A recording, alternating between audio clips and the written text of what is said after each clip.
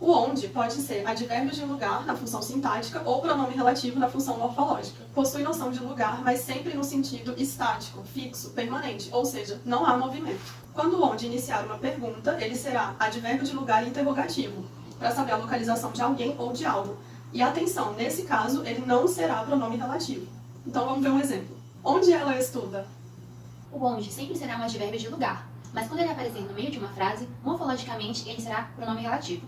Como pronome relativo, ele retoma um termo anterior, ligando um termo a outro ou uma oração a outra. Nesse caso, ele pode ser substituído pelos termos em que, no qual, na qual, que não vai ter alteração de sentido. Vamos ao exemplo. O local onde eu trabalho é bem movimentado. Substituindo, fica: o local em que eu trabalho é bem movimentado. Atenção, o onde deve ser utilizado apenas para indicar lugares e não em situações como desse exemplo. Ela conta piadas onde a sogra é sempre malvada. Nesse caso, o correto é usar em que.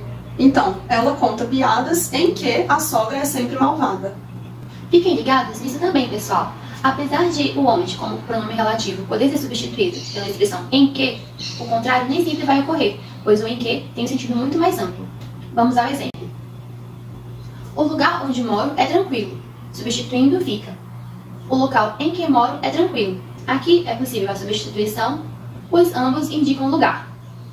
Já nesse outro exemplo, não tem como. Vamos ver. A sociedade em que vivemos está uma bagunça. Nesse caso, não tem como substituir.